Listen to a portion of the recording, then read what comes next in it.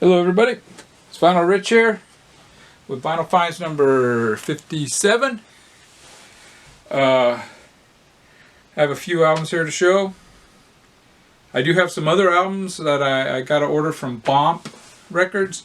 I'm not going to show those. If I show too many, it just gets too long. Anyways, here's an album that I showed last video, and it's Super Sister. I failed to mention that they are a band from the Netherlands, a prog band from the Netherlands, and I re-listened to this and I'm digging it. It's a pretty cool album. Okay, now before I get started, let me just say the internet has a lot of negativity, a lot, and in the middle of that is the VC.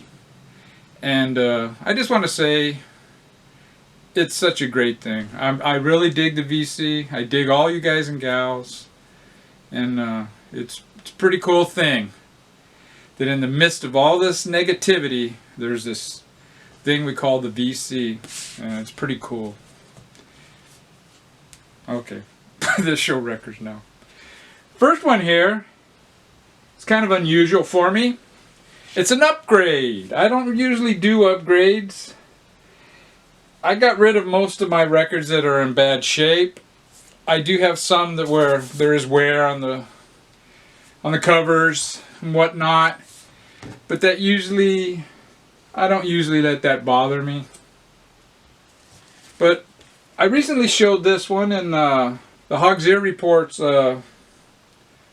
contest video. And it had some ring wear, and I found this copy not long after, and I thought, you know what, I'm going to pick it up. I think I know someone that might like to check this album out, and I might send my other one along to that person when I can locate it. And it's on RCA. It's a great live album. I mean, this is a darn, it's a darn near perfect album. Which is goes along with that Andy's Vinyl Den. He's having a contest right now. The Metal Theologian. His last video, it's obvious. I don't know. I can't remember what it was called. Obvious likes. It wasn't obvious likes. How lame is that? It was albums that he obviously likes. And this one here is one I like that's not quite so obvious. It's Art Garfunkel, Watermark, his third album, I believe. His first album, Angel Clare, it's a good album. It has some really high points. It dips a little bit. His second album, though, Breakaway, is a fantastic album. And the reason I didn't enter Andy the Vinyl Den's contest is because I did make a video about a year ago called Darn Near Perfect Albums, and it was in response to B-sides, and I didn't want to make another one, although I could have easily pulled 10 more albums. And Art Garfunkel's Breakaway was one I showed in that video. This is his third album. His second and third album are my two favorite Art Garfunkel albums. And I remember back in the late 70s, I got into some discussions with people. I actually thought the early Art Garfunkel albums are better than the Paul Simon ones. The Paul Simon ones have grown on me, so I don't know if... But yeah, this is a great album. Most of the songs are Jim Webb songs. It's the Inner Slave, and it's a really, really good album. But I strongly, if anybody sees Breakaway with Art Garfunkel, get that album. It is a great album. It's a pop, kind of a poppy rock album. But this dude's voice, it's one of the best. It's a white label promo. Woohoo! Now, this next one is another Art Garfunkel. It's not as good of an album, but for a few bucks I picked it up. I do have this on CD, and it looks like this is basically, says digital recording, master sound, archive pressing, so I guess this is basically a CD on vinyl. This album isn't as good, but like I was saying before, this guy has I think one of the best voices in rock, pop rock. It's just a beautiful, it's a great instrument. And it's on a weird Columbia. It says digital recording. I think I might have another album, a Miles Davis album with that same label. Next one of my favorites when I was in high school, from the 70s, Hot Tuna. This came out in 73 or so. Yeah, 73. I think after this album I bought one more of theirs. It's that one with the detergent box. And I believe that's when I kind of quit buying Hot Tuna albums. They do have a couple after that I probably will check out, you know. I like all their albums. Their first two were live. The first was an acoustic live. The second one was an electric live. I preferred the acoustic one. I re-listened to that, and yeah, I liked it a lot more than what I remember liking it. I'll need to re-listen to the electric one, but I remember back in the day, that was my least favorite Hot Tuna album. But yeah, this is a really cool, really rocking, really good album. I recommend Hot Tuna. I much prefer them over Jefferson Starship. It's basically, Hot Tuna is the guitar and bass player from Jefferson Airplane. And it's on Grunt Records. Very cool. And the inner sleeve, pretty cool. Look at that, man. That's some psychedelic, huh? That's pretty cool. Yeah. Hot Tuna. Highly recommended. This next one, I think I saw somebody show this on the VC. I'm not really quite sure. It's White Witch. Another 73 or 2. 1972. This is a new band for me. It's pretty interesting album. It's not quite the hard and heavy early 70s. Some of the songs are. Like this first song, there's like an intro song, and then the first actual song is Dwellers of the Threshold. That's a really rocking song. Really guitar, hard rocking. The vocalist, he even hits that kind of heavy metal territories with that, you know, that, which is pretty early for that kind of stuff in 72. As far as I know, I'm not a metal guy. But I have a feeling this is the singer. I have no idea. I think this is the guitar player. I think the guy with the glasses is the keyboards. And this is the bass player or drummer. I think this guy is the bass player because he's a bigger dude. Usually the chubby guys, he's not chubby, but usually the chubby guys, you ever notice they're the bass players? I think this is the drummer. I don't know. Could be wrong, but that's my guess. I remember when I first got the first Ramones album, I guessed right. I go, I bet you, I think this is the singer. I think this is the bass, and I was right. But pretty cool album. First song rocks, like I said. Then it has this other song, Help Me Lord. Good song. And then the next two are kind of mellowy, keyboard driven. The last song is Sleepwalk. It starts out that way and it builds up into this progressive song. It's a mixed bag, side one. Side two starts off again with the kind of hard and heavy early 70s sound, you know, even a blues flavor. Then the next song, it starts off like it's almost like a Badfinger song, you know. Not that that's bad, but it's just not what I wanted, you know, after hearing that hard rock song and the first song. But that song, it builds up and it becomes a pretty heavy progressive song. The third song is Illusion, probably the heaviest song in the album, over 5 minute song. And then, you know, it goes on like that. It's a pretty good album. I give it a thumbs up. It's not a 10 out of a 10, but it's on Capricorn Records. which is it's not your typical Capricorn sound, at least your stereotypical what you would think when you think Capricorn Records.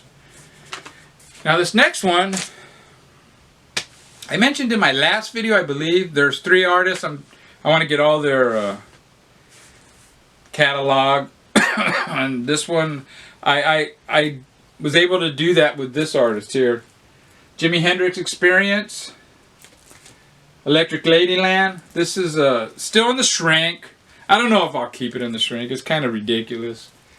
This is a late 70s press from what I could find out from Discogs.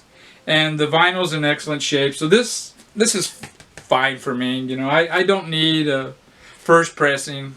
This sounds fabulous. This album is... I've heard quite a few people on the VC say this is their favorite Hendrix album. And I disagree. I mean, Hendrix is my favorite guitar player of all time. Jimi Hendrix is in my top 5 of 60s bands. But this is not my favorite. And the reason why is for me it's kind of an inconsistent album. It starts off with "And the Gods Made Love," which is like an intro song, kind of similar to how Axis Bold as Love. And then the next song is a really slow "Have You Ever Been to Electric Ladyland?" It's an okay song. Third song, "Crosstown Traffic." This is the first great song. So, you know, the album, the side is really building up to, you know, something special. And then the last song, fourth and last song, is "Voodoo Child." I used to call it Voodoo Chili when I was a kid.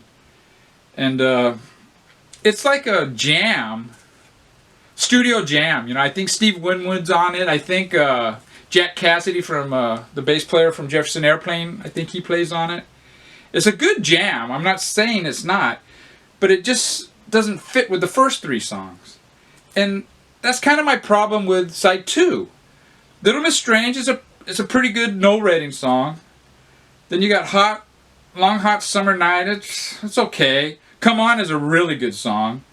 Gypsy Eyes it's okay, but I don't think it's a great song. The last song I like though, Burning of the Midnight Lamp, it's kind of pretty psychedelic. I like that. But side 3 and 4, top notch, great. But it's a good album. This is what the labels look like. And this next one, I was able to complete my Hendrix with this one album here. It's a twosome. I don't know when this album came out. It's first 2 Jimi Hendrix, Are You Experienced and Axis Bold as Love. And the records, it's on Polydor. Fantastic condition. I mean, they're not mint because it is opened, but they're darn near mint. I call it excellent. And what's weird? Well, I guess it's not weird. This is a UK, I believe. The songs on Are You Experienced are not the songs that I'm used to. It's not the US pressing. It has Red House on there, which is not on the US. It starts off with Foxy Lady. The US starts off with Purple Haze. So this doesn't have Purple Haze on it. So I will get a US pressing of that album, Are You Experienced. I will get a US pressing of that. But whenever, you know, it's no big hurry. But yeah, this was really cool. And this one here is actually my favorite Hendrix album. It's the one I played the most. I probably played, in fact, when CDs first came out, one of my first CDs I ever bought was Axis Bold as Love. I bought this one. I bought Led Zeppelin 2. Led Zeppelin 2 sounded like a piece of crap. It was just a total crappy mastering job. This next one is Traffic's second album. And now I only have one more Traffic album to get, and I have all theirs that I want. This is still with Dave Mason. It has the song Feeling Alright, the Dave Mason song. But yeah, it's a really cool. Comes with this book. pictures of the band.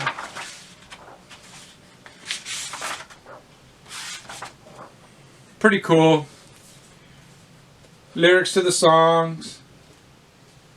Yeah, this is a good album. It's not as good as their first album, but top notch. I've said before, Traffic, one of my favorite bands. It's on United Artists. Really cool label. I really dig that United Artists label. Now the last one we got here, it's another Essential 60s band. Fresh Cream. It's Cream's first album. I did not have this album. It's not as good as their second album, but it is a very good album, man. Starts off with I Feel Free. And that might be the weakest song on side one for me. And the last song on side two, Toad, might be the weakest song on side two. It's not, Toad is, it starts off good, but I just don't need drum solos, you know. But yeah, great album. Cream, maybe one of the best bands ever as far as musicians. It's on this Atco label. Very early press. I don't know, where it is. This is the sleeve. It's a U.S. pressing. But anyways, take care, guys and gals. Record Store Day is this coming up Saturday. I'll probably go. I'm not going to go stand in line. I'll do like I did on Black Friday Record Store Day. It was the first time I've ever been to a record store on Record Store Day. I went like around noon or 1 o'clock. And that's what I'll do Saturday after the crowds are gone, and I'll see what's left. Bye. Take care.